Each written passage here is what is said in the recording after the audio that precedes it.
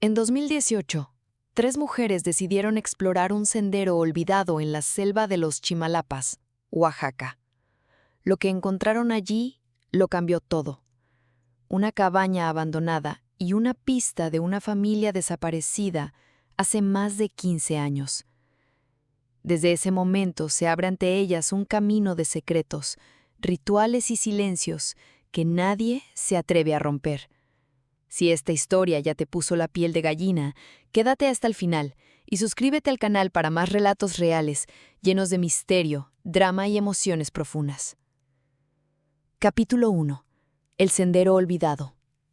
La camioneta avanzaba con dificultad por el camino de terracería. Los baches sacudían a las 3 mujeres dentro del vehículo mientras el denso follaje de los Chimalapas se desplegaba a su alrededor como un manto verde interminable. El aire acondicionado luchaba contra el calor húmedo de Oaxaca, creando un microclima artificial que contrastaba con la realidad selvática que las rodeaba. Gabriela Fuentes, de 52 años, ajustó sus lentes de sol y miró el GPS que perdía señal intermitentemente. Sus manos, curtidas por años de expediciones como bióloga, sostenían el volante con determinación.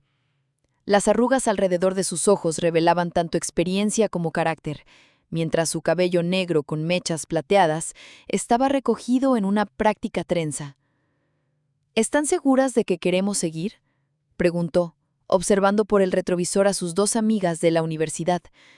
Estamos alejándonos bastante de las rutas turísticas convencionales. Rita Mendoza, periodista ambiental de 50 años, levantó la vista de su cámara profesional. Su complexión robusta y energía incansable la habían convertido en una documentalista respetada en Ciudad de México. Sus ojos, siempre atentos, escaneaban el paisaje buscando historias ocultas. «Precisamente por eso estamos aquí, Gaby», respondió, mientras ajustaba su sombrero de ala ancha. «Llevamos planeando este viaje ecológico durante meses. La verdadera biodiversidad de los Chimalapas no está en las rutas comerciales». En el asiento trasero, Leonor Vega, arquitecta de 51 años, especializada en conservación de espacios naturales, repasaba un mapa topográfico antiguo. Su figura esbelta y postura elegante contrastaban con el entorno rústico. Sus dedos largos trazaban las curvas de nivel mientras sus ojos, de un castaño profundo, estudiaban cada detalle. Según este mapa y las coordenadas que me pasó mi contacto en la universidad, deberíamos estar cerca de San Antonio. Es una comunidad pequeña, pero los lugareños conocen senderos antiguos que atraviesan reservas naturales prácticamente intactas. El cielo, que había estado despejado toda la mañana, comenzó a cubrirse con nubes grises. La humedad aumentaba, presagiando una de las típicas tormentas tropicales de la región. «Parece que va a llover», observó Gabriela. «Si vamos a adentrarnos en la selva, deberíamos apresurarnos o considerar esperar hasta mañana». La camioneta finalmente llegó a un claro donde varias casas sencillas de madera y lámina se agrupaban alrededor de una pequeña plaza central. San Antonio era apenas un punto en el mapa, una comunidad que sobrevivía principalmente de la agricultura de subsistencia y algo de ecoturismo ocasional. Al estacionarse, un hombre de unos 60 años, con piel curtida por el sol y ojos que revelaban generaciones de sabiduría local, se acercó a ellas. Vestía una camisa desgastada y pantalones de trabajo manchados de tierra.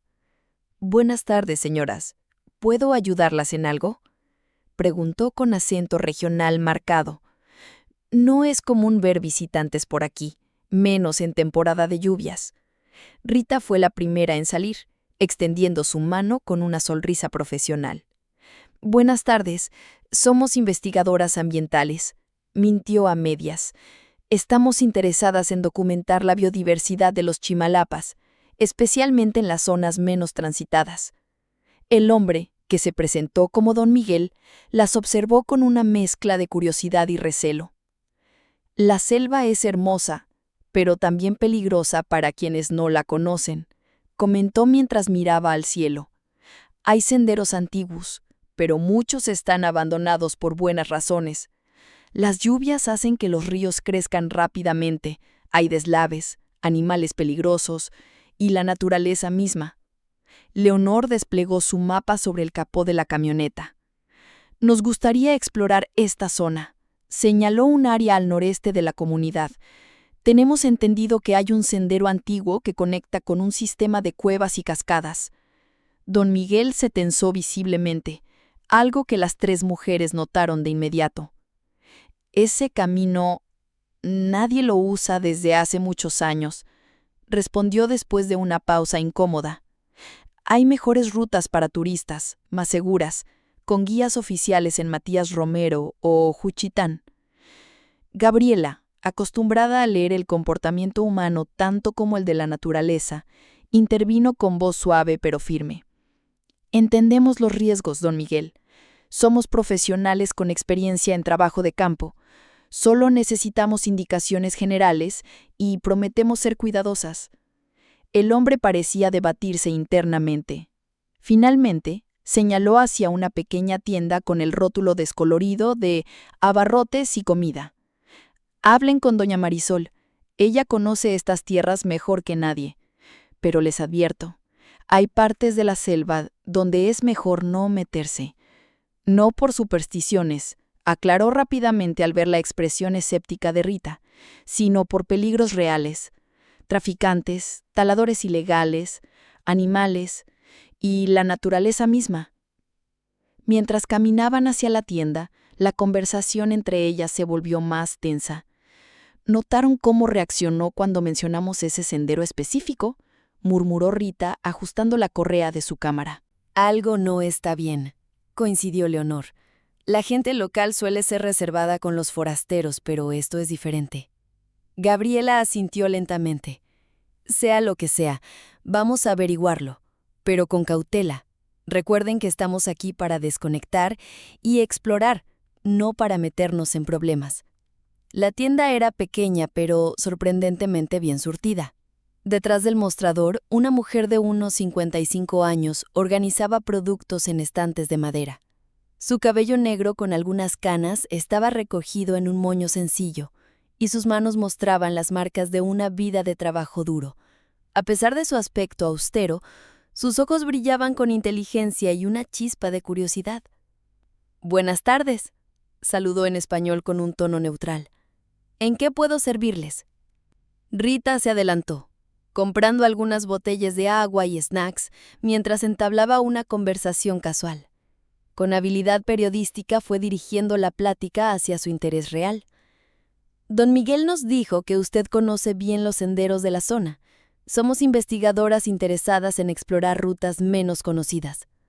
Marisol Ramírez, como se presentó, las estudió detenidamente antes de responder. Los Chimalapas es una de las últimas selvas verdaderamente salvajes en México. Hay lugares que no han sido pisados por humanos en décadas. Otros, hizo una pausa significativa, tienen historias que la gente prefiere olvidar. Un trueno resonó en la distancia, como subrayando sus palabras.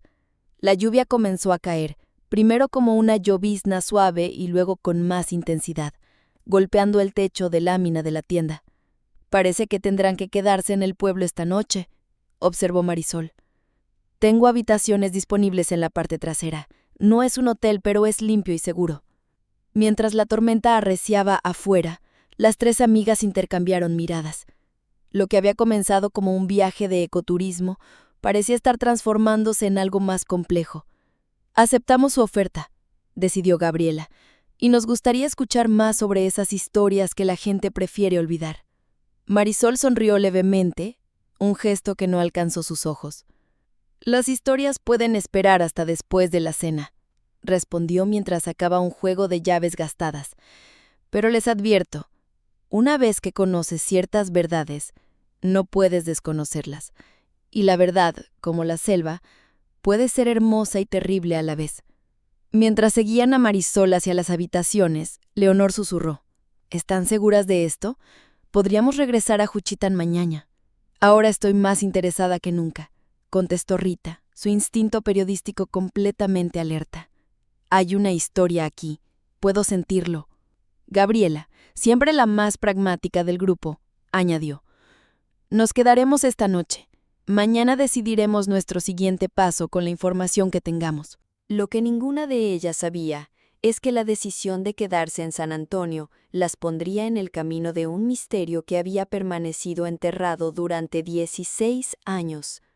Un secreto que la selva y sus habitantes habían guardado celosamente, hasta ahora. ¿Qué misterio esconde la selva de los Chimalapas? ¿Qué le sucedió realmente a la familia Castañeda? No te pierdas el próximo capítulo de esta historia llena de secretos, peligros y descubrimientos inesperados. Si quieres saber más, suscríbete ahora a nuestro canal y activa las notificaciones para no perderte ninguna actualización. Tu apoyo nos permite seguir creando contenido de calidad como este. Comenta qué crees que encontrarán nuestras protagonistas en su aventura por los Chimalapas. Capítulo 2. Marcas en la pared. La mañana llegó con una claridad renovada después de la tormenta nocturna. Los primeros rayos de sol se filtraban entre las hojas mojadas, creando patrones de luz y sombra en el suelo de tierra. El aire olía a humedad, vegetación y leña quemada de los fogones donde ya preparaban el desayuno en San Antonio. Gabriela fue la primera en despertar. La habitación que Marisol les había proporcionado era sencilla, pero limpia. 2 camas matrimoniales con colchas tejidas a mano, paredes de madera y un pequeño baño con regadera. Por la ventana podía verse el impresionante verdor de los Chimalapas, una selva tan densa que parecía impenetrable. «Buenos días», murmuró Rita, estirándose en la cama que compartía con Leonor. Su cabello rizado estaba despeinado y tenía marcas de la almohada en la mejilla. «¿Qué hora es?» «Apenas las 6», respondió Gabriela, que ya estaba vestida con pantalones cargo, botas de senderismo y una camisa de manga larga para protegerse de los mosquitos. La cena de la noche anterior había sido reveladora. Marisol, inicialmente reservada, se había abierto gradualmente mientras compartían un guiso local de pollo con chiles y hierbas de la región. Les habló sobre la lucha de las comunidades de los Chimalapas por proteger sus tierras ancestrales de taladores ilegales, ganaderos invasores y, en años más recientes, del narcotráfico. Esta región es un punto ciego para el gobierno, les había explicado mientras servía café en tazas de peltre. Demasiado remota, demasiado complicada políticamente. La gente aquí aprende a resolver sus propios problemas. Cuando Rita preguntó específicamente sobre el sendero que querían explorar, Marisol había guardado silencio por algunos segundos antes de responder con una pregunta propia. ¿Por qué ese sendero en particular? Hay docenas de rutas más accesibles y seguras. La periodista decidió entonces jugarse una carta arriesgada. Sacó su tablet y mostró un artículo de un periódico de 2002. Familia desaparece durante excursión en Reserva Natural de Oaxaca. La fotografía mostraba a un matrimonio joven con 2 niños pequeños sonriendo ante la cámara. La familia Castañeda, había dicho Rita, observando cuidadosamente la reacción de Marisol. Desaparecieron sin dejar rastro en octubre de 2002, cerca de San Antonio. Las autoridades concluyeron que se perdieron en la selva o fueron víctimas de un ataque animal, pero nunca encontraron cuerpos. Marisol había palidecido visiblemente.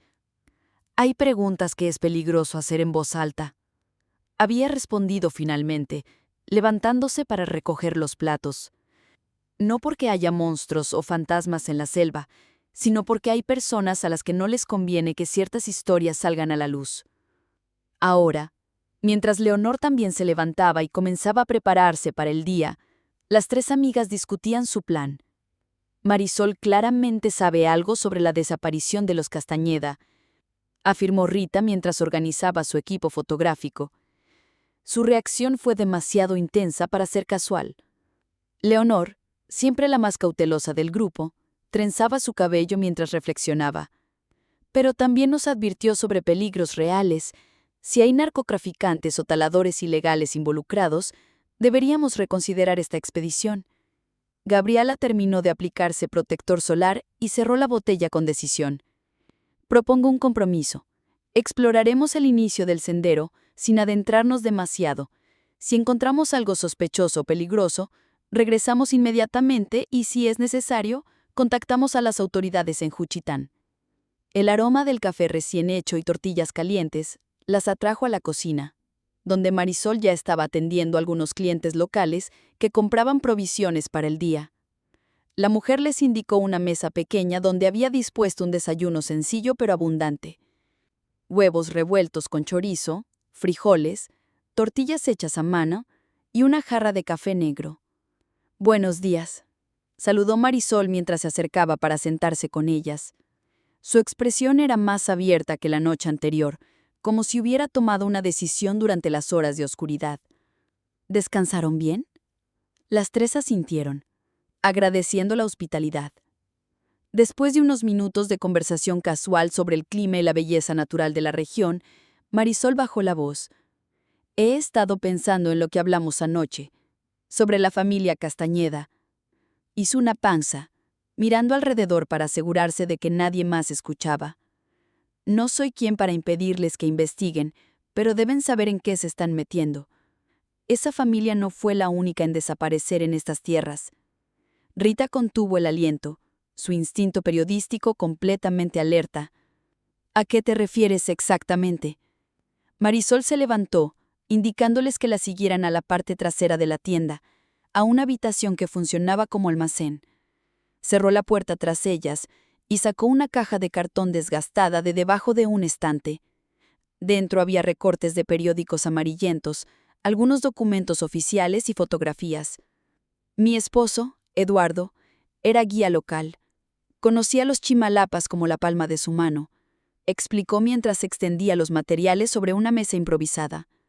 En 2002 se involucró en una investigación sobre tala ilegal en zonas protegidas. Descubrió que había funcionarios gubernamentales y empresarios poderosos detrás de la operación.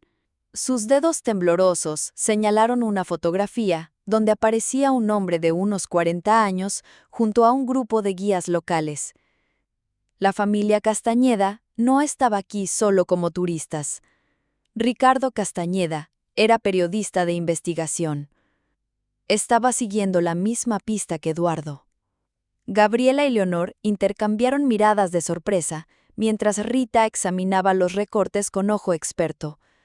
«¿Qué pasó con tu esposo?», preguntó Gabriela, intuyendo la respuesta. Marisol respiró hondo antes de continuar. «Desapareció 3 semanas después que los Castañeda. La policía dijo que probablemente se perdió en la selva durante una expedición. Yo sabía que eso era imposible. Eduardo jamás se perdería en un territorio que conocía como su propio hogar». Leonor, con su naturaleza empática, colocó una mano sobre el hombro de Marisol. «Lo siento mucho. Debe haber sido terrible para ti». La mujer asintió, recuperando la compostura. «Durante años intenté que las autoridades reabrieran el caso, pero siempre encontraba puertas cerradas. Eventualmente entendí el mensaje y dejé de preguntar públicamente, pero nunca dejé de buscar respuestas». Rita, que había estado revisando meticulosamente los documentos, levantó un mapa dibujado a mano. «¿Este es el sendero del que hablábamos?». Marisol asintió. Eduardo marcó esa ruta específicamente. Lleva a una antigua zona de tala que supuestamente estaba abandonada. Él creía que se había convertido en base de operaciones para algo más grande. Gabriela estudió el mapa con atención. ¿Y nunca has ido a investigar tú misma? Lo intenté una vez, hace unos 10 años, respondió Marisol, sus ojos oscureciéndose con el recuerdo. Llegué hasta una cabaña abandonada. Las paredes... Se detuvo como si las palabras fueran difíciles de pronunciar. Las paredes tenían nombres escritos, con sangre seca, pintura, carbón. Entre ellos estaba Familia Castañeda, desaparecidos, octubre 2002. Un escalofrío recorrió la espalda de las 3 amigas. ¿Y nunca informaste de esto a las autoridades?, preguntó Rita, incrédula. Lo hice. Un oficial vino, tomó fotos, hizo algunas preguntas y prometió investigar. 2 semanas después, la cabaña sufrió un incendio accidental. Todas las pruebas destruidas. Marisol sonrió amargamente. Fue entonces cuando entendí que algunas personas en posiciones de poder no querían que se descubriera la verdad. Leonor, siempre la más práctica, intervino. ¿Por qué nos cuentas esto ahora? ¿Por qué a nosotras? Marisol guardó silencio por un momento, como evaluando su respuesta. Porque estoy cansada de cargar con este secreto sola. Porque han pasado 16 años y los responsables probablemente creen que están a salvo, que nadie recuerda ya. Hizo una pausa, sus ojos brillando con determinación. Y porque vi cómo Rita reconoció el nombre de los Castañeda inmediatamente. No son turistas comunes, son personas que buscan respuestas. Rita no pudo evitar una sonrisa de reconocimiento profesional. Soy periodista ambiental. He seguido casos de corrupción y daño ecológico durante años. El caso Castañeda siempre me pareció incompleto. Marisol sintió como confirmando algo que ya sospechaba. Si van a seguir ese sendero, necesitan estar preparadas. No para fantasmas o maldiciones, sino para evidencia de crímenes reales cometidos por personas reales. Personas que podrían seguir teniendo interés en que esos secretos permanezcan enterrados. Gabriela, tomando naturalmente el rol de líder, se irguió con determinación. Tenemos experiencia en trabajo de campo y sabemos cómo documentar evidencia. Si hay algo que encontrar, lo encontraremos. Marisol les entregó el mapa trazado por su esposo. El sendero comienza a unos 2 kilómetros al noroeste del pueblo. Está parcialmente cubierto por vegetación, pero sigue siendo transitable. La cabaña está aproximadamente a 4 kilómetros adentrándose en la selva. Dudó un momento antes de añadir: lleven esto también. Les entregó un revólver antiguo pero bien mantenido. Por si encuentran animales peligrosos, explicó, aunque todas entendieron el verdadero propósito del arma.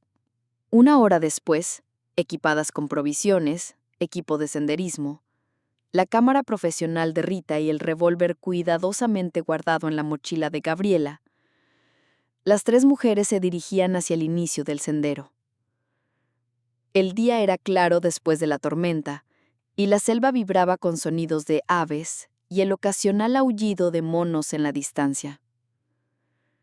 ¿Creen realmente que encontraremos algo después de tantos años?, preguntó Leonor mientras apartaba una rama baja del camino.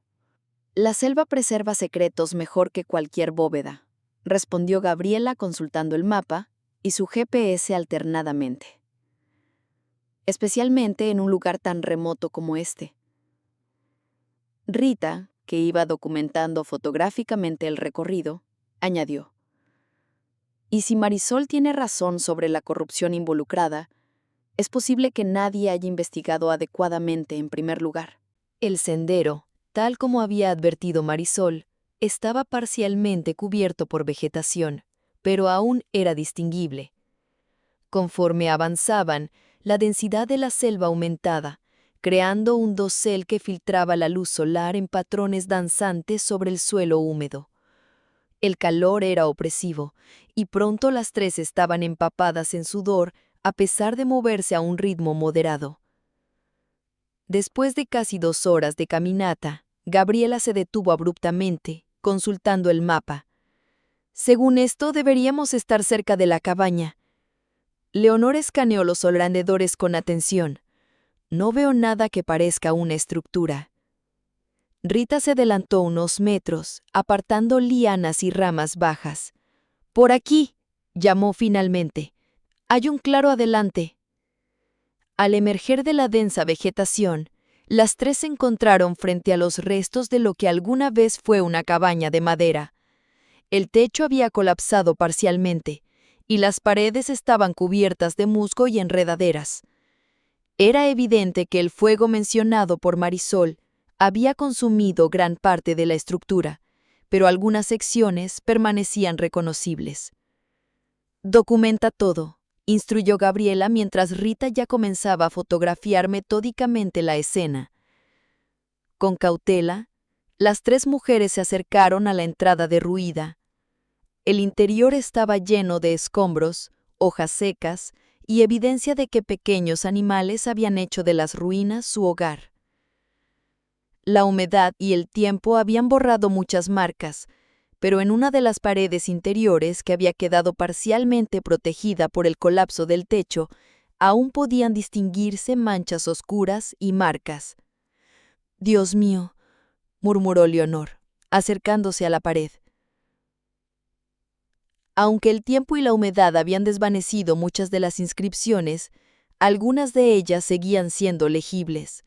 Y ahí, cerca del centro de la pared, las palabras que confirmaban la historia de Marisol: «Familia Castañeda, desaparecidos, octubre 2002».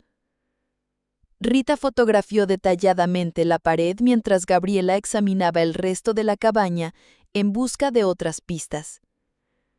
«Miren esto», llamó Gabriela, señalando hacia un rincón donde la tierra parecía haber sido removida recientemente. «Alguien ha estado cavando aquí». Leonor se acercó, frunciendo el ceño. «¿Crees que alguien más está investigando? ¿O buscando algo que quedó enterrado?», sugirió Rita, uniéndose a ellas. Con cuidado, Gabriela comenzó a remover más tierra con un palo encontrado entre los escombros. A unos 30 centímetros de profundidad, el palo golpeó algo sólido. «Hay algo aquí», murmuró, ahora usando sus manos para apartar la tierra. Lo que emergió gradualmente era una caja metálica del tamaño de un libro grande, oxidada pero intacta.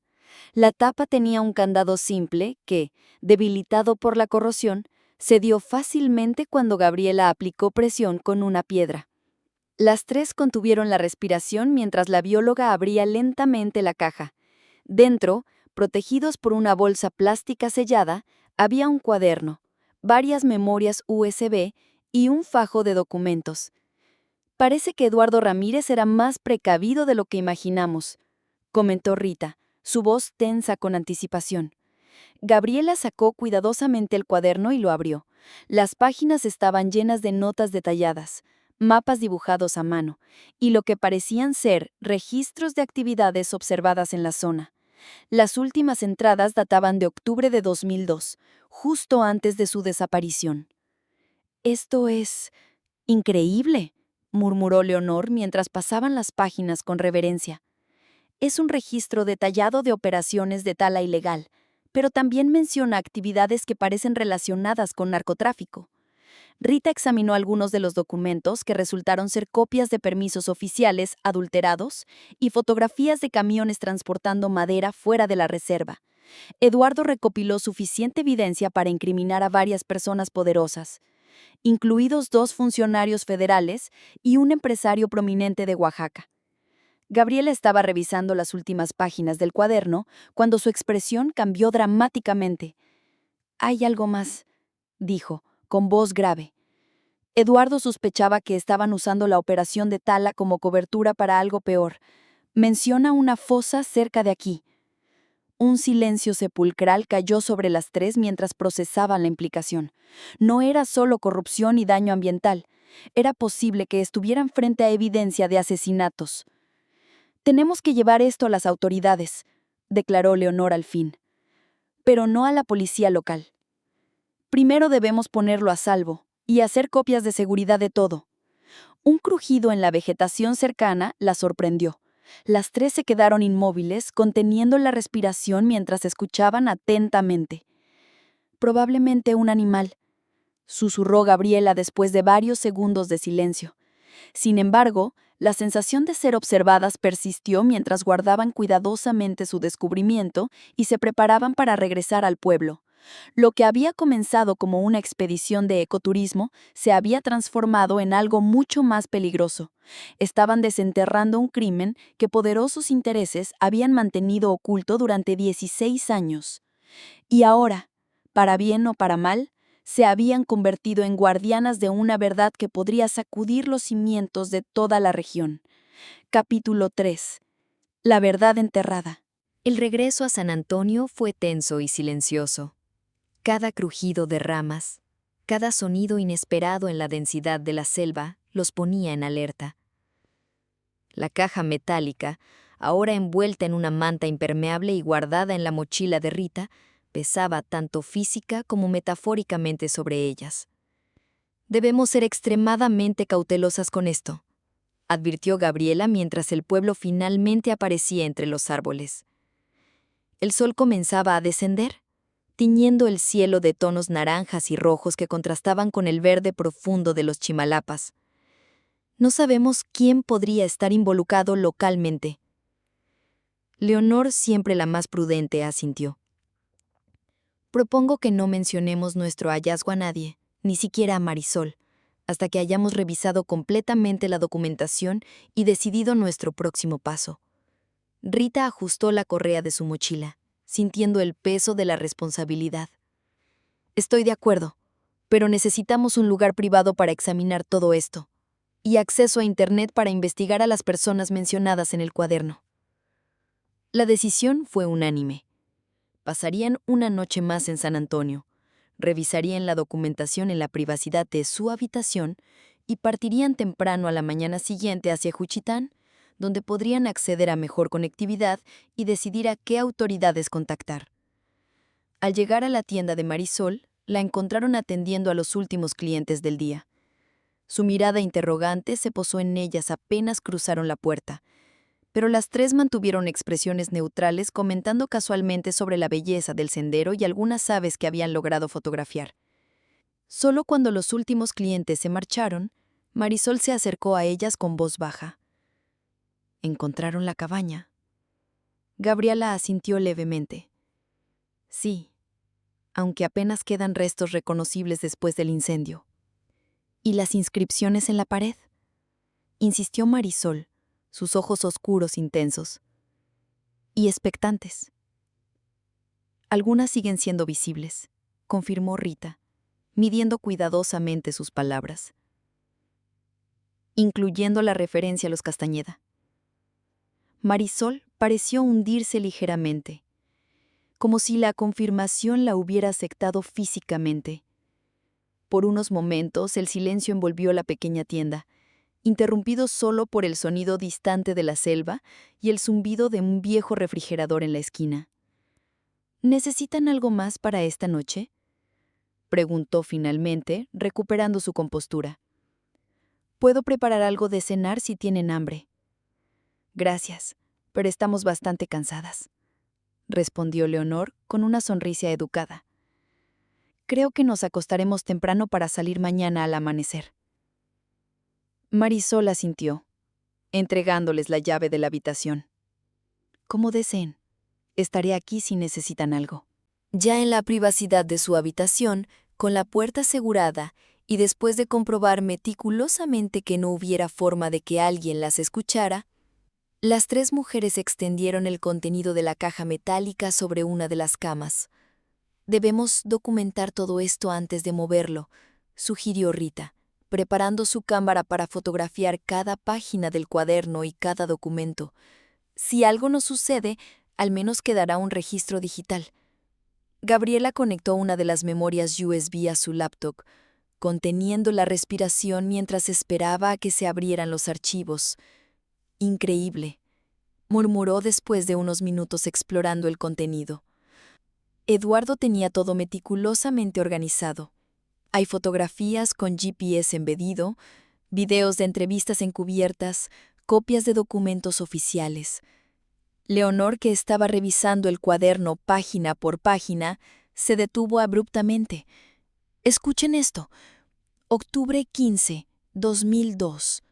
RC, probablemente Ricardo Castañeda, confirmó mi sospecha sobre la operación paralela. La tala es solo una fachada. El verdadero negocio está en las rutas de transporte y los puntos ciegos fronterizos que han establecido. Mañana visitaremos juntos el punto marcado en el mapa.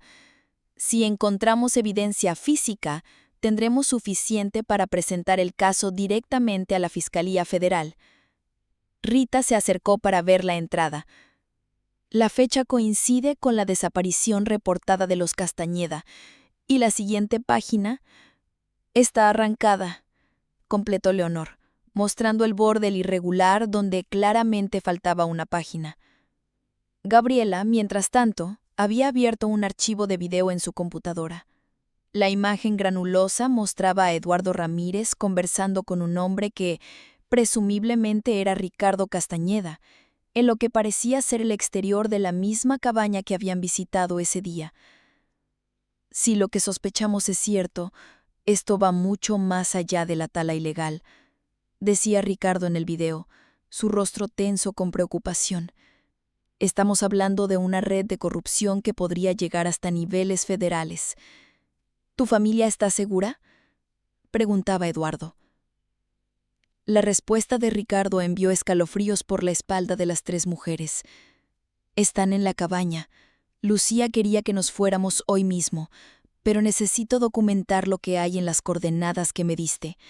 Solo una prueba más, Eduardo, y tendremos suficiente para acabar con toda la operación. El video terminaba abruptamente, dejándolas con un nudo en el estómago. «Dios mío», murmuró Leonor llevándose una mano a la boca.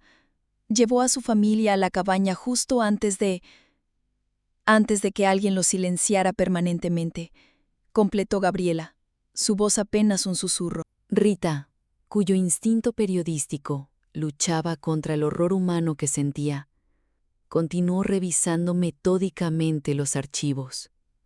«Aquí hay algo más», dijo, abriendo un documento escaneado. «Parece ser un informe oficial, pero con anotaciones manuscritas de Eduardo».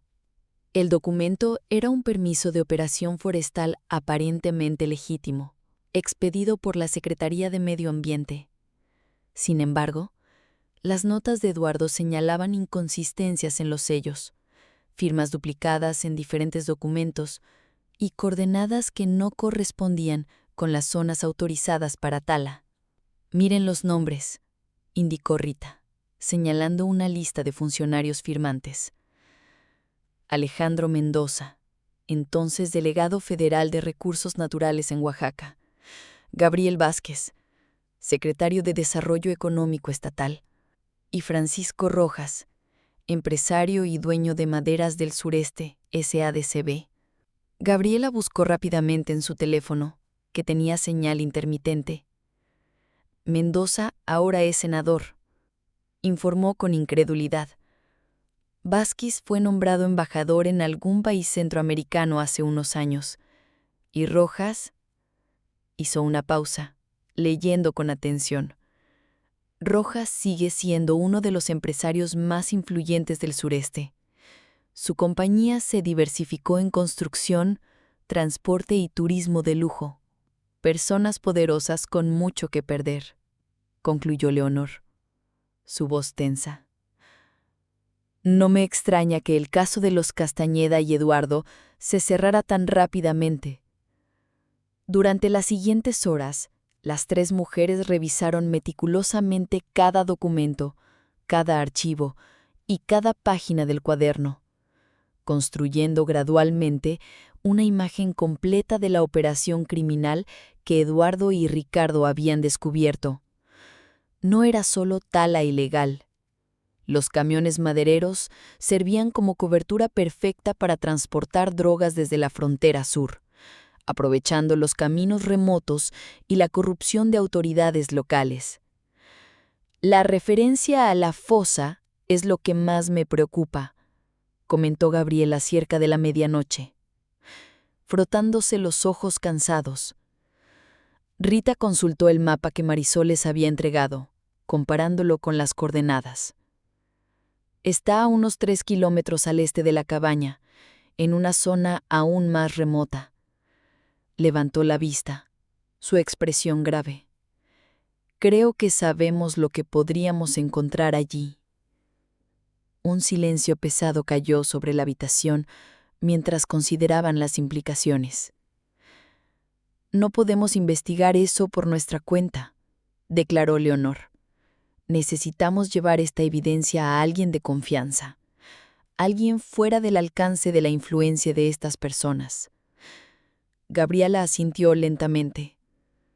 Conozco a una investigadora en la Comisión Nacional de Derechos Humanos en Ciudad de México. Si podemos llegar hasta ella con esta información. Un ruido sutil en el exterior de la ventana interrumpió la conversación. Las tres se quedaron inmóviles, conteniendo la respiración.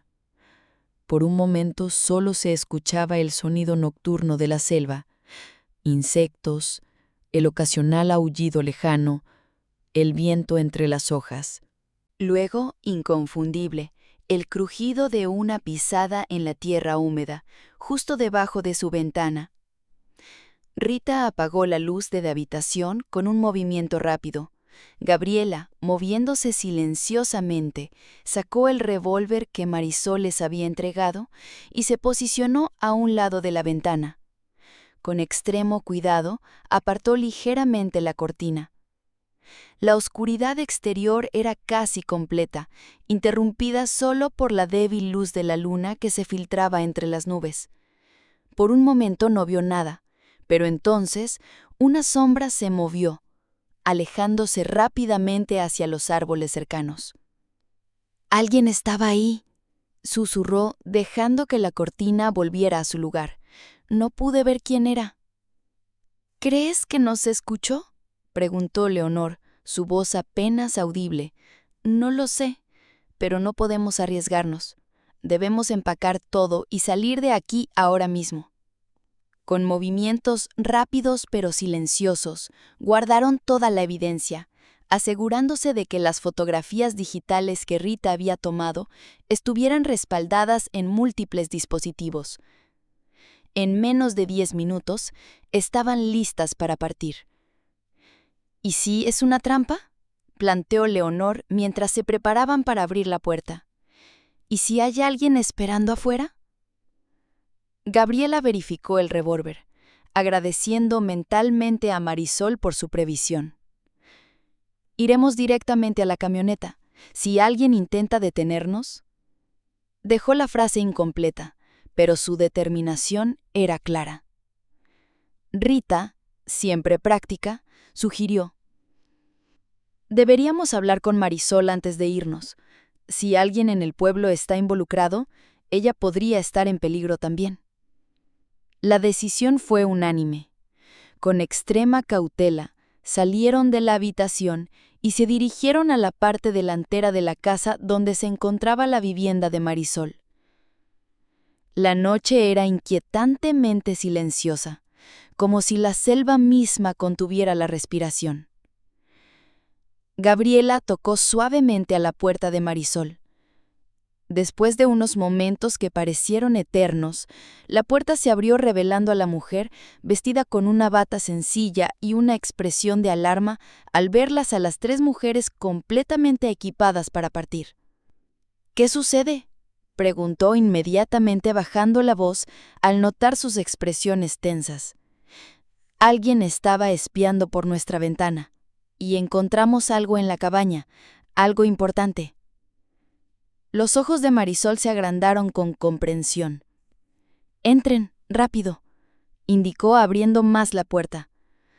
Una vez dentro, Rita explicó concisamente lo que habían descubierto. Marisol escuchó sin interrumpir, su expresión oscureciéndose progresivamente.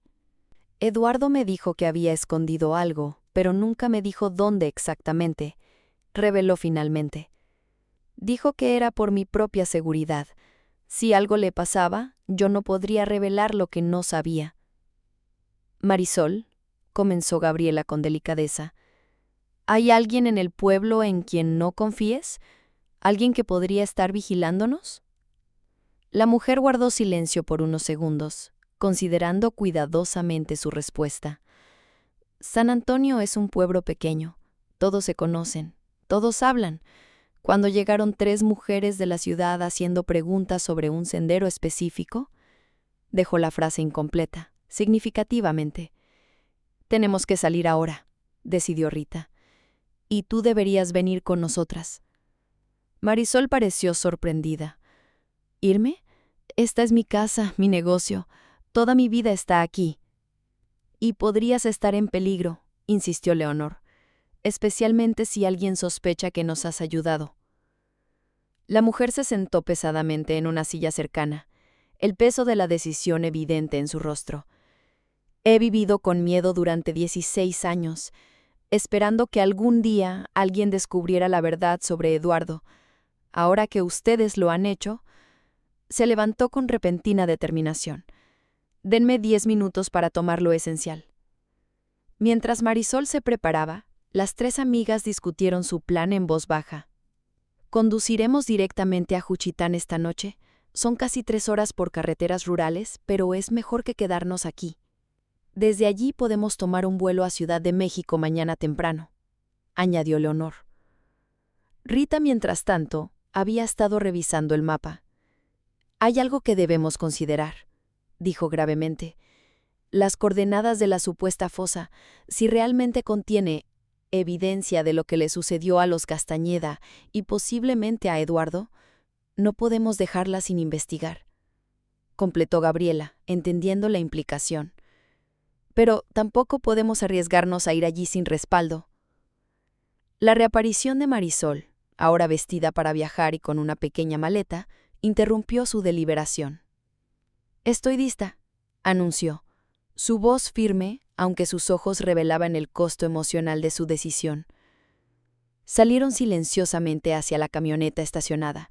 La noche parecía contener 1000 ojos invisibles mientras cargaban rápidamente su equipo y se preparaban para partir.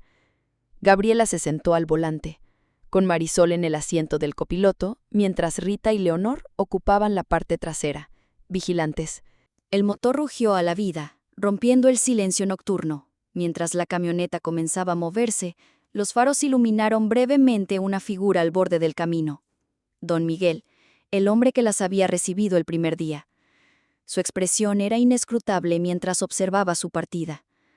¿Deberíamos preocuparnos por él?, preguntó Leonor mirando hacia atrás mientras la figura se perdía en la oscuridad. Marisol negó con la cabeza. Miguel era amigo de Eduardo. Nunca ha dicho nada, pero creo que siempre sospechó lo que realmente sucedió. La camioneta aceleró por el camino de terracería, dejando atrás San Antonio y adentrándose en la noche.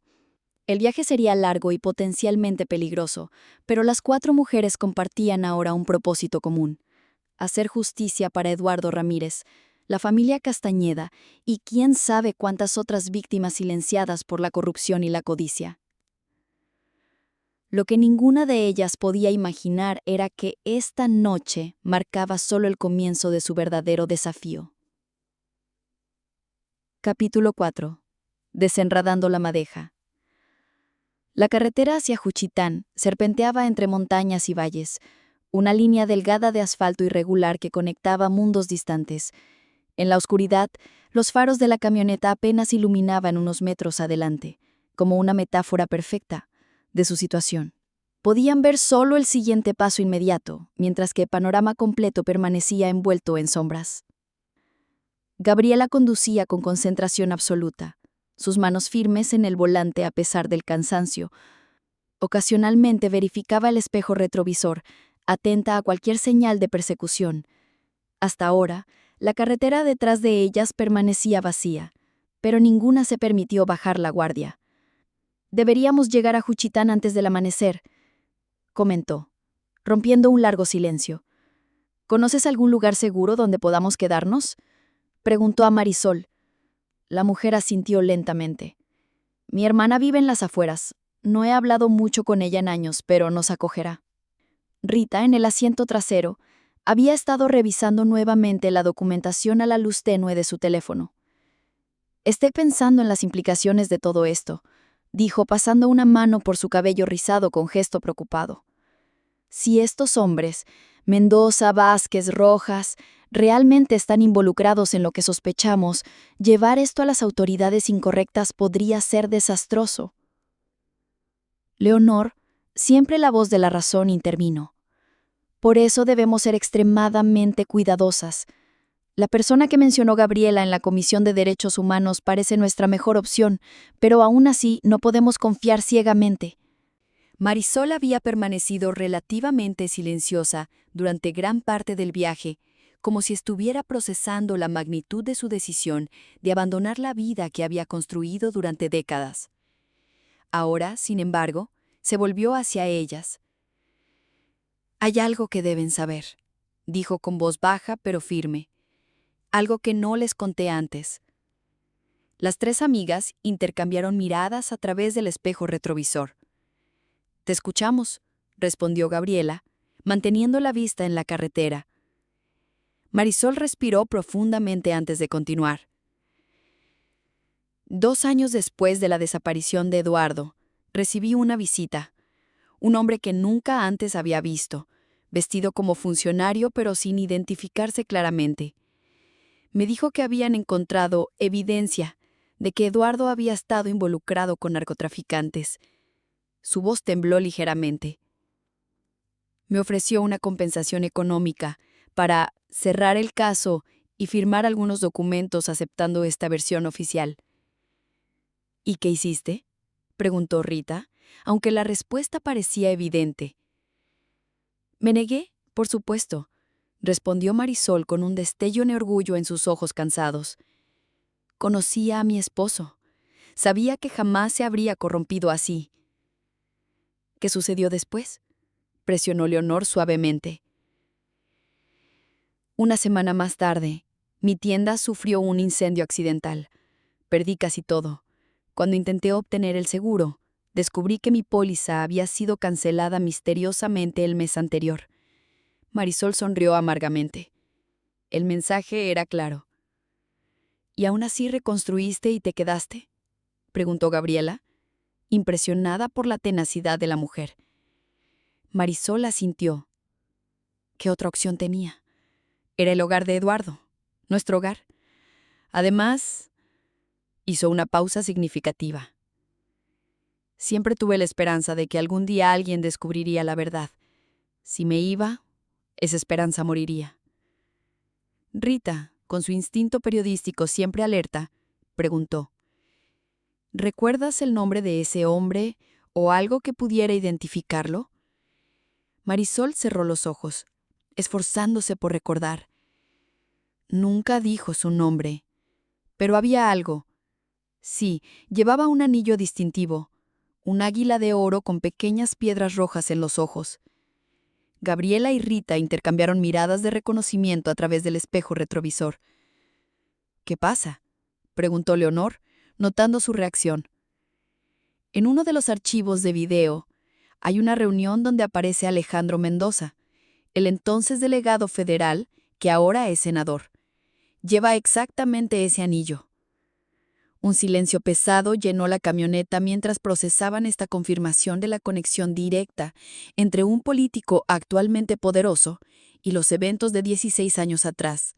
Esto cambia nuestra estrategia, reflexionó Gabriela. No podemos simplemente presentarnos en una oficina gubernamental con esta información.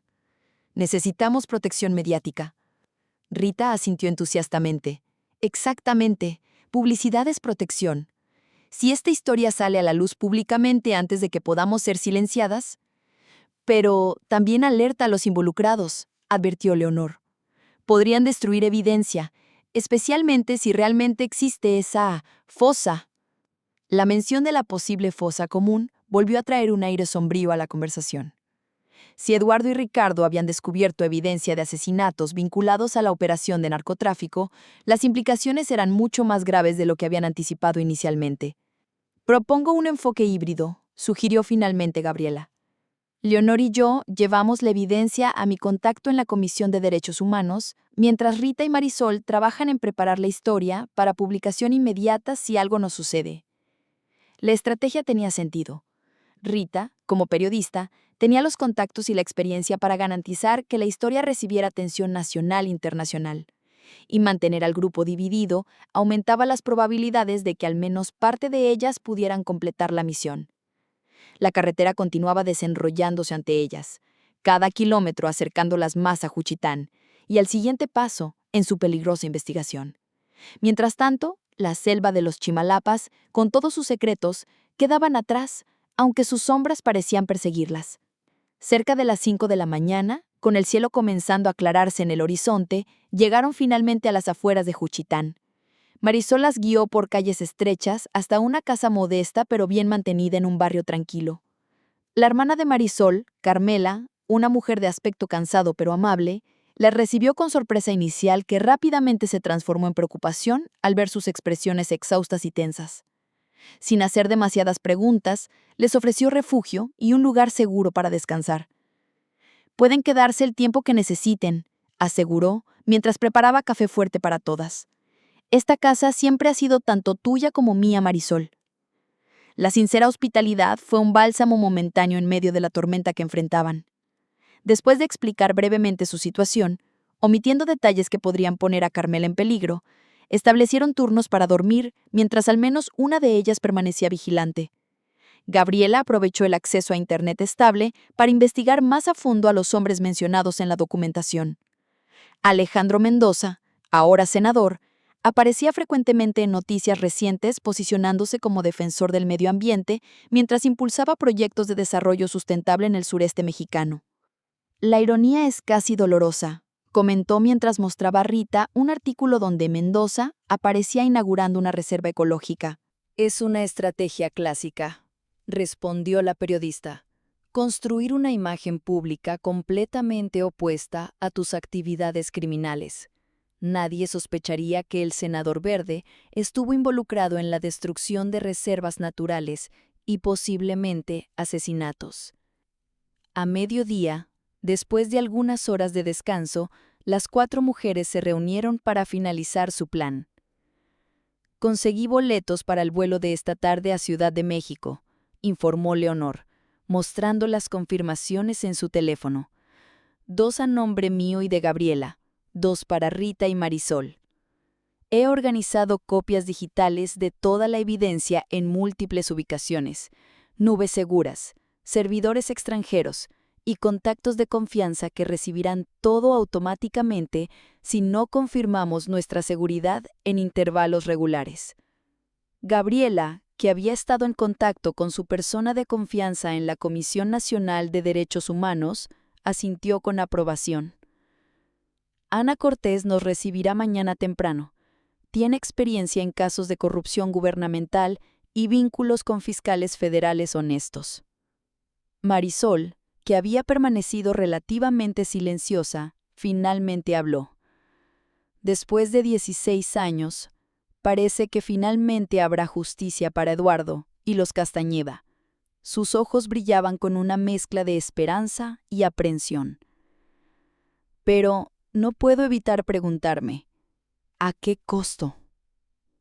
La pregunta quedó suspendida en el aire, una sombra que ninguna podía ignorar. Estaban enfrentándose a personas poderosas, individuos que no habían dudado en eliminar obstáculos en el pasado y que ahora tenían aún más que perder.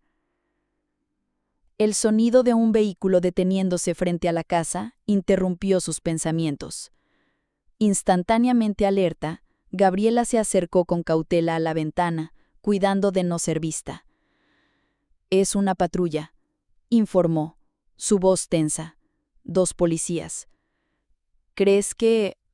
comenzó Leonor, pero fue interrumpida por golpes en la puerta principal. Carmela, que estaba en la cocina, se dirigió a abrir, pero Marisol la detuvo con un gesto. «Deja que yo me encargue de esto», dijo con firmeza. Luego, dirigiéndose a las demás, «Prepárense para salir por la puerta trasera si es necesario». Con una calma que contrastaba con la tensión del momento, Marisol abrió la puerta. Desde su posición, Gabriela podía ver parcialmente a 2 oficiales uniformados. «Buenos días, señora», saludó uno de ellos con formalidad distante. «Estamos realizando verificaciones rutinarias. Ha habido reportes de actividad sospechosa en la zona». «Todo está tranquilo aquí», respondió Marisol con naturalidad.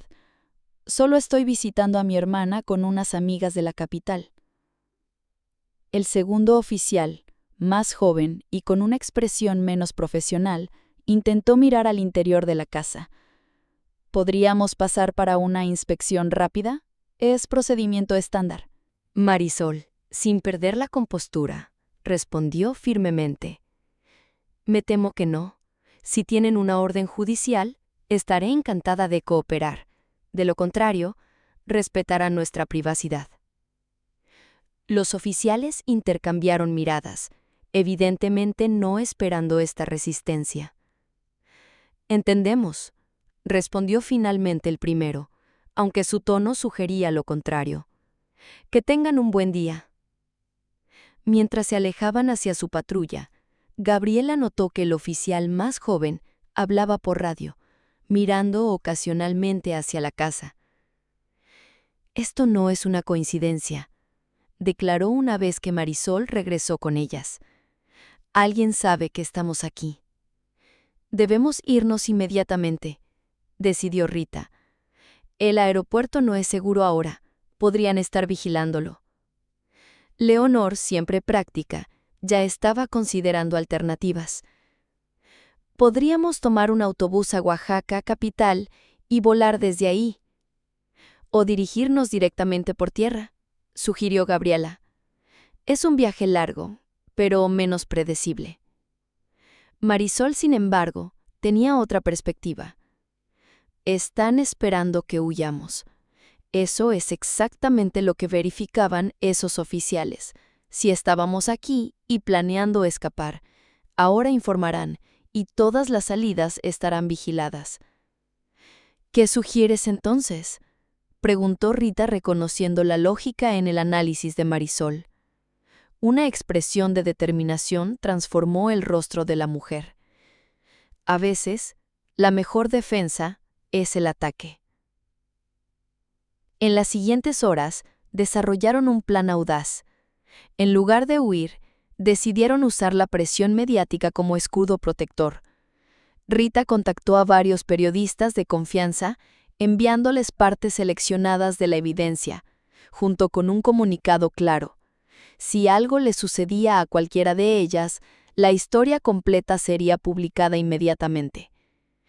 Es un seguro de vida informativo, explicó mientras enviaba los últimos correos.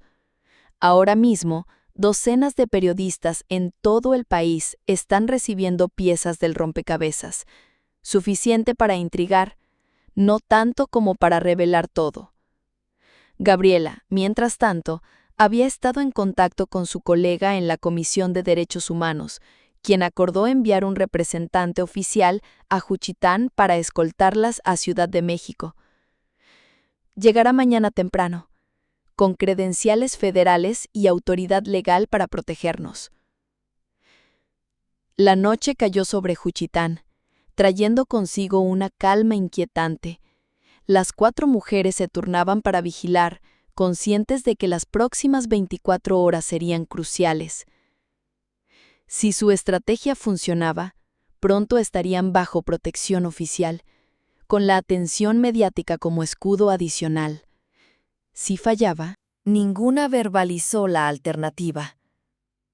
Cerca de la medianoche, cuando Gabriela, montada guardia junto a la ventana frontal, notó un automóvil sin identificación estacionado discretamente en la esquina.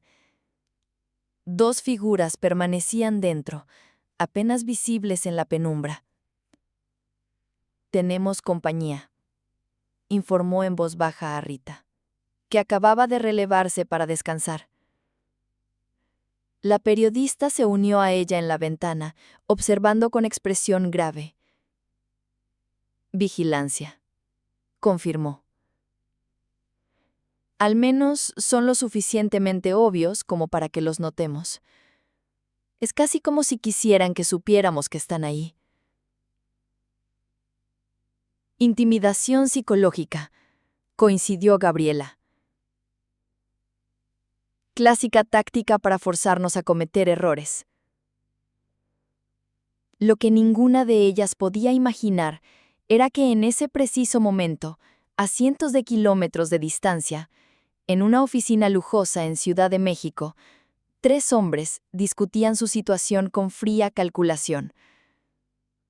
Alejandro Mendoza, ahora senador respetado, observaba pensativamente por la ventana del edificio gubernamental. A sus 65 años, su cabello completamente blanco y su porte distinguido le habían ganado el apodo de «el estadista» en círculos políticos. Después de tanto tiempo, comentaba con voz controlada, resulta casi poético que sea un grupo de mujeres turistas quienes desenterraron el pasado. Francisco Rojas, cuyo imperio empresarial se había expandido exponencialmente en las últimas 2 décadas, golpeaba rítmicamente la mesa con dedos enjollados. Poético o no, es un problema que debe resolverse inmediatamente. Si esa información sale a la luz. Gabriel Vázquez, el tercero del grupo original y ahora un diplomático con conexiones internacionales, interrumpió con tono pragmático. Ya está en movimiento. Mis contactos confirman que la periodista ha distribuido información a múltiples fuentes. Un ataque directo sería contraproducente. Mendoza se volvió hacia sus colegas, su rostro una máscara de calma profesional que ocultaba décadas de maniobras en las sombras. Entonces, cambiamos de estrategia. Si no podemos silenciarlas, hizo una pausa significativa. Tendremos que desacreditarlas. Mientras estos poderosos hombres trazaban su contraataque, ajenos a sus maquinaciones, las 4 mujeres en Juchitán preparaban su próximo movimiento, sin saber que la verdadera batalla apenas comenzaba. Capítulo 5. El precio de la verdad. La mañana llegó con una claridad implacable, el sol tropical iluminando cada rincón de Juchitán con una intensidad que contrastaba con la tensión que envolvía a las 4 mujeres. El automóvil de vigilancia había desaparecido poco antes del amanecer, un hecho que, lejos de tranquilizarlas, solo aumentó su inquietud. Es como si quisieran que bajáramos la guardia, comentó Gabriela mientras tomaba un sorbo del fuerte café que Carmela había preparado. Sus ojos, enrojecidos por la falta de sueño, reflejaban una determinación inquebrantable. Rita acababa de terminar otra ronda de llamadas con colegas periodistas. Su red de contactos se había activado completamente, creando un escudo mediático que crecía con cada hora.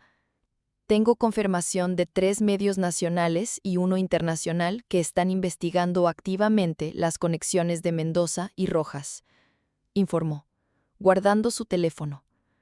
Y mi editor en jefe ha prometido personalmente que si no reporto en las próximas 24 horas, publicarán todo lo que les envié. Leonor, que había estado revisando continuamente las actualizaciones de vuelos y rutas terrestres, levantó la vista de su tablet. El representante de la comisión debería llegar en aproximadamente 1 hora. ¿Estamos seguras de que podemos confiar en esta persona? Gabriela asintió con firmeza. Ana Cortés ha dedicado su carrera a combatir la corrupción institucional. Ha enfrentado amenazas antes y nunca ha retrocedido. Si hay alguien en quien podemos confiar dentro del sistema, es ella. Marisol, que había estado inusualmente silenciosa esta mañana, finalmente habló. 16 años, murmuró, más para sí misma que para las demás. 16 años esperando este momento. Y ahora que está aquí, se detuvo, como buscando las palabras correctas. ¿Tienes miedo?, preguntó Leonor suavemente, acercándose para tomar su mano. Marisol levantó la mirada, sus ojos oscuros brillando con una mezcla compleja de emociones. No es miedo exactamente, es más como incredulidad. Durante tanto tiempo la idea de justicia para Eduardo parecía un sueño imposible, y ahora Hizo un gesto abarcando a las 3 mujeres y la evidencia que habían reunido. Ahora parece que podría convertirse en realidad. El sonido de un vehículo aproximándose interrumpió la conversación. Inmediatamente alertas, Gabriela se acercó con cautela a la ventana.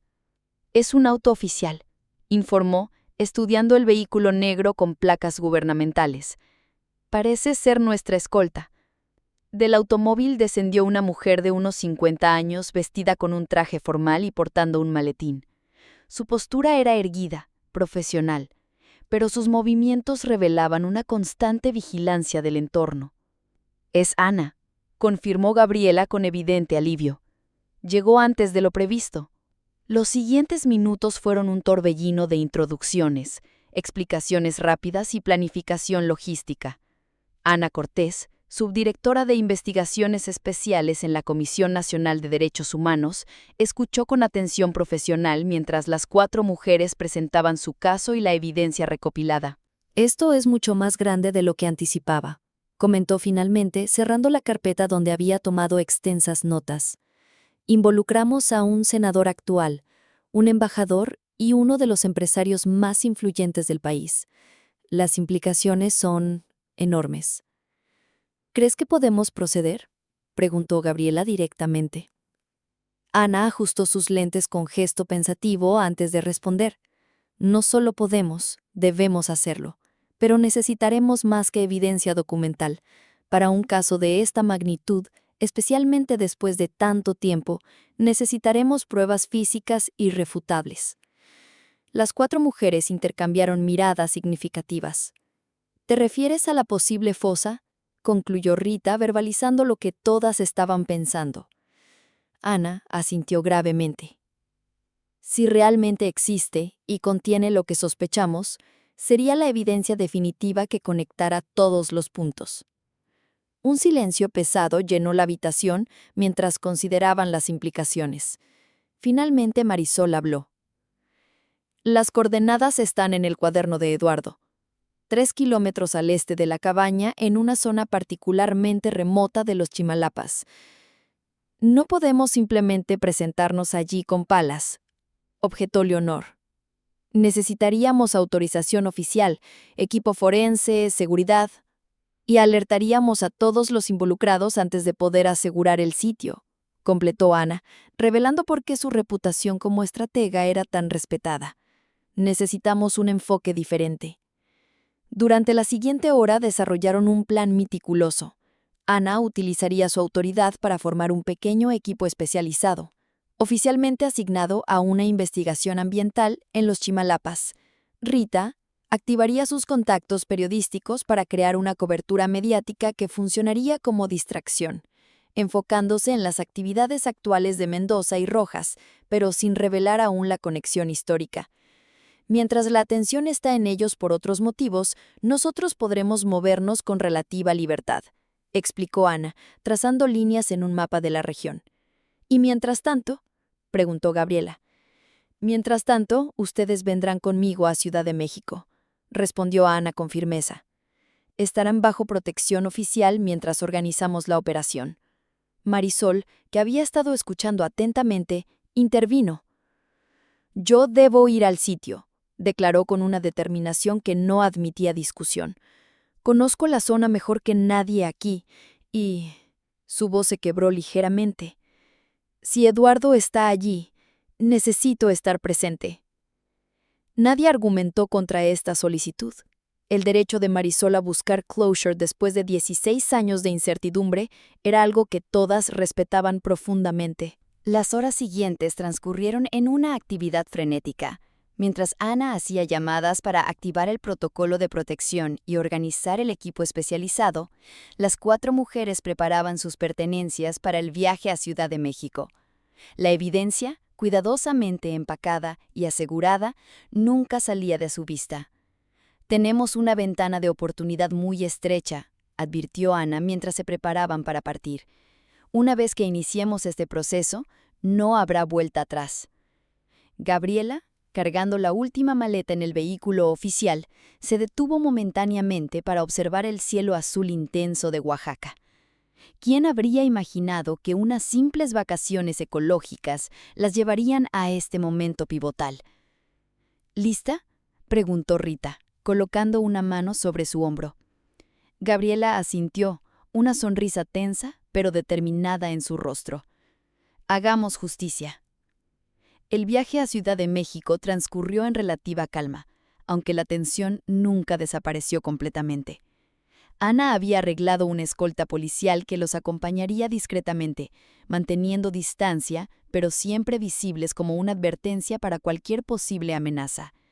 Mientras atravesaban paisajes cambiantes, desde las planicies costeras de Oaxaca hasta las montañas centrales de México, Marisol observaba por la ventana con expresión contemplativa. ¿En qué piensas?, preguntó Leonor suavemente, notando su mirada distante. En cómo cambia la vida, respondió Marisol después de un momento. Durante años mi mundo se redujo a San Antonio, a sobrevivir día a día manteniendo la memoria de Eduardo. Y ahora hizo un gesto abarcando el vehículo, las otras mujeres, el camino que se extendía ante ellas. Ahora estoy aquí, persiguiendo una verdad que nunca creí que encontraría.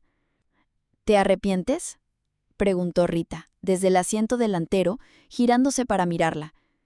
Marisol consideró la pregunta por un largo momento antes de negar con la cabeza.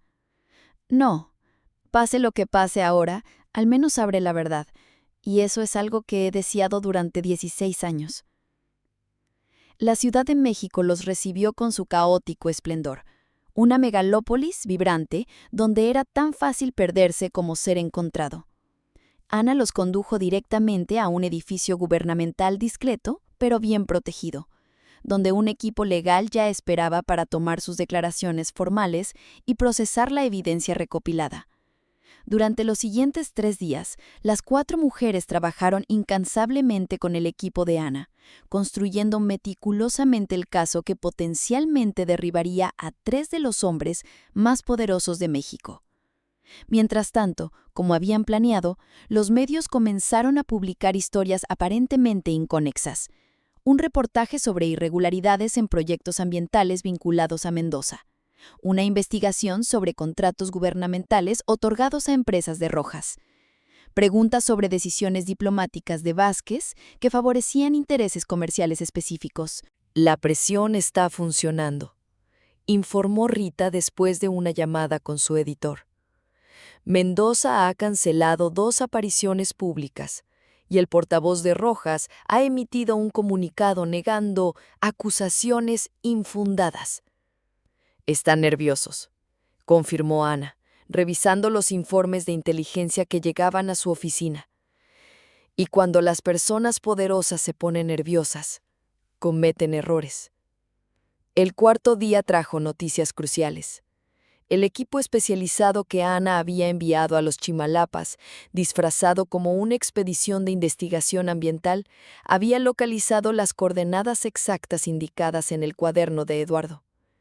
Han comenzado la excavación discreta, informó Ana, mostrándoles fotografías encriptadas enviadas por el equipo.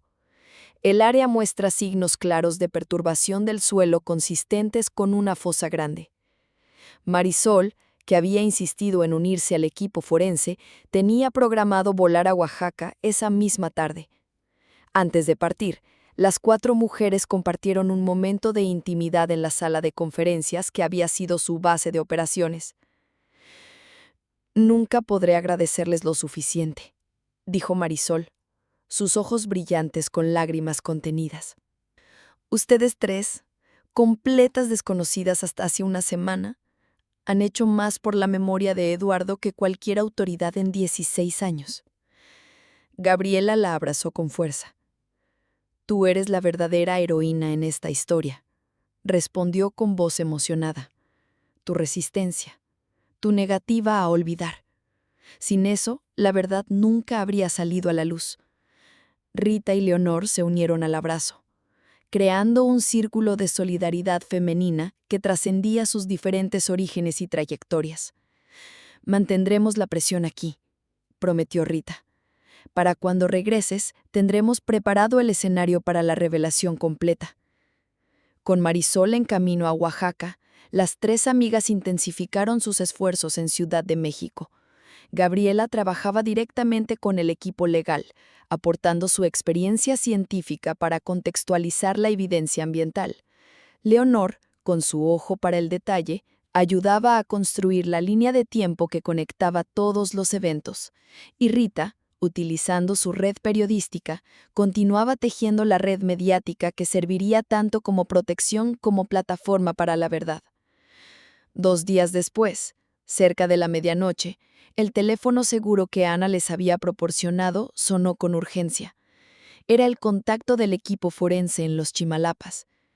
«Lo encontramos», informó la voz tensa al otro lado de la línea. 4 cuerpos, un hombre adulto, una mujer adulta y 2 menores. Y hay más. Encontramos identificación parcial. Corresponde a la familia Castañeda. Un silencio solemne cayó sobre la habitación mientras procesaban la noticia. La confirmación de sus peores sospechas era devastadora, pero también representaba la evidencia definitiva que necesitaban. ¿Y Marisol?, preguntó Gabriela, preocupada por cómo estaría manejando la mujer este descubrimiento. Está sorprendentemente fuerte, respondió el forense. Fue ella quien insistió en continuar excavando después de encontrar los primeros respos. Y hay más, algo que nadie esperaba. ¿Qué más podría haber?, preguntó Leonor, su voz apenas un susurro.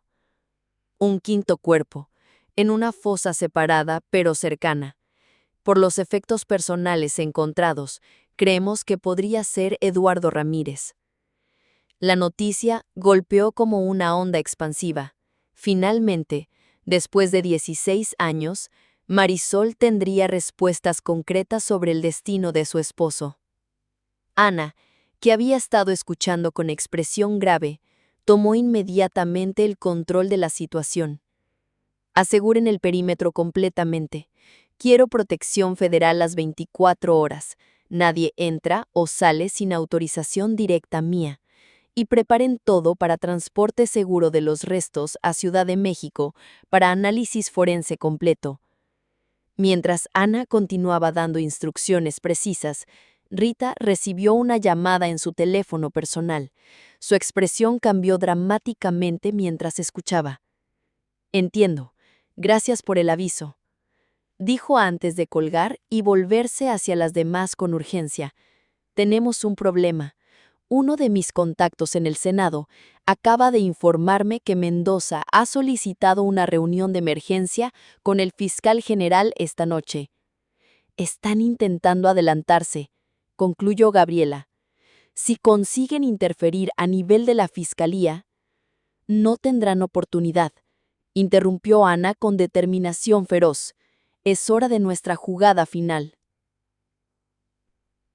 Durante las siguientes horas, el plan que habían estado construyendo meticulosamente se aceleró dramáticamente. Ana activó protocolos especiales que colocaban la investigación bajo jurisdicción federal directa, bypaseando potenciales interferencias. Rita dio luz verde a sus contactos periodísticos para publicar la primera ola de reportajes conectando explícitamente a Mendoza, Vázquez y Rojas con irregularidades históricas en los Chimalapas. La mañana siguiente amaneció con México en conmoción. Los principales medios nacionales e internacionales presentaban titulares sensacionales sobre el descubrimiento de una fosa común vinculada a operaciones de narcotráfico y tala ilegal de hace 16 años. Las fotografías de la familia Castañeda y de Eduardo Ramírez aparecían junto a las de los 3 hombres poderosos ahora implicados en su desaparición. «Es solo el comienzo», comentó Rita, mientras observaban la cobertura televisiva desde la sala segura donde se habían instalado. «La presión pública será imparable». Y tenía razón. En las horas siguientes, la historia creció exponencialmente. Antiguos colaboradores, protegidos por el momentum mediático, comenzaron a hablar. Documentos adicionales emergieron de archivos supuestamente perdidos. La red de complicidad y encubrimiento se desentrañaba visiblemente ante los ojos de todo el país. 48 horas después del descubrimiento de los cuerpos, ocurrió lo impensable. Alejandro Mendoza, el poderoso senador, fue detenido mientras intentaba abordar un vuelo privado hacia el extranjero. Horas más tarde, Francisco Rojas se entregaba voluntariamente, acompañado por un ejército de abogados, y desde la embajada donde servía, Gabriel Vázquez anunciaba su renuncia para enfrentar las acusaciones falsas en su contra. El caso había explotado con una fuerza que ni siquiera Ana había anticipado. La combinación de evidencia irrefutable, presión mediática y el clima social del momento había creado la tormenta perfecta que ni siquiera los más poderosos podían evadir. Cuando Marisol regresó a Ciudad de México 3 días después de la identificación preliminar de los restos de su esposo, fue recibida como una heroína. Su rostro, normalmente reservado, mostraba una mezcla compleja de dolor y liberación. Eduardo podrá finalmente descansar en paz, dijo simplemente cuando se reunió con las 3 amigas que habían cambiado el curso de su vida. Y los Castañeda también. 2 semanas después, en una pequeña ceremonia privada en San Antonio, Eduardo Ramírez fue finalmente sepultado con dignidad. El pueblo entero asistió, incluyendo a don Miguel, quien finalmente reveló que había sido él quien había ayudado a Eduardo a esconder la caja metálica años atrás, sin saber exactamente qué contenía. Nunca tuve el valor de buscarla, confesó a Marisol durante la ceremonia. Pero siempre supe que algún día alguien lo haría. Las 3 amigas permanecieron en México por varias semanas más, participando en las investigaciones oficiales y testificando en las audiencias preliminares contra los acusados. Su vacación ecológica se había transformado en una misión de justicia que ninguna de ellas habría podido imaginar. El caso Los Chimalapas, como lo bautizaron los medios, se convirtió en un punto de inflexión en la lucha contra la corrupción institucional en México. Las ramificaciones alcanzaron múltiples niveles de gobierno, exponiendo redes de complicidad que habían operado impunemente durante décadas. Para Marisol, el impacto fue más personal, pero igualmente transformador. Además de la paz emocional de finalmente conocer la verdad y poder honrar adecuadamente la memoria de su esposo, hubo consecuencias inesperadas. El gobierno, en un esfuerzo por corregir injusticias históricas, estableció un fondo de compensación para las familias de víctimas de crímenes de Estado. Como esposa de Eduardo y pieza clave en la resolución del caso, Marisol recibió una compensación sustancial. ¿Qué harás ahora?, le preguntó Gabriela durante su última noche en México, mientras las 4 compartían una cena tranquila en la terraza de un restaurante con vista a la capital. Marisol, cuyo rostro había ganado una serenidad que no tenía cuando la conocieron, sonrió suavemente. Primero estableceré una fundación en memoria de Eduardo y los Castañeda para apoyar la conservación de los Chimalapas y ayudar a comunidades afectadas por la violencia. Hizo una pausa, tomando un sorbo de su vino. Y luego, creo que viajaré. Hay un mundo entero que no he visto mientras esperaba respuestas en San Antonio. Por los nuevos comienzos, propuso. Y por la verdad, no importa cuánto tiempo permanezca enterrada. Por la justicia, añadió Leonor, uniéndose al brindis. Por Eduardo, los Castañeda y todos los que no pueden hablar por sí mismos, completó Gabriela. Marisol, con lágrimas de gratitud en los ojos, levantó también su copa. Y por ustedes 3, dijo con voz emocionada, que vinieron a los Chimalapas buscando aventura y terminaron cambiando el curso de la historia. Las 4 mujeres, unidas por el destino y la determinación, compartieron ese momento de triunfo agridulce. Lo que había comenzado como un hallazgo escalofriante en una cabaña abandonada, había culminado en justicia para víctimas silenciadas, caída de poderosos corruptos y un nuevo comienzo para una mujer que había esperado 16 años por la verdad. Mientras el sol se ponía sobre Ciudad de México, pintando el cielo en tonos dorados y púrpuras, Las 4 sabían que sus vidas habían cambiado para siempre. Algunas historias terminan, pero otras, como la de Marisol Ramírez, apenas comenzaban. Esta historia ha llegado a su emocionante conclusión. Si te ha conmovido este relato de justicia, verdad y transformación personal, no olvides suscribirte a nuestro canal para más narrativas poderosas que exploran la complejidad de la experiencia humana. Tus comentarios son invaluables. ¿Qué parte de la historia te impactó más? ¿Qué otros temas te gustaría que exploráramos en futuras historias? Recuerda que cada suscripción nos permite seguir creando contenido de calidad como este. Activa las notificaciones para no perderte ninguna de nuestras próximas historias.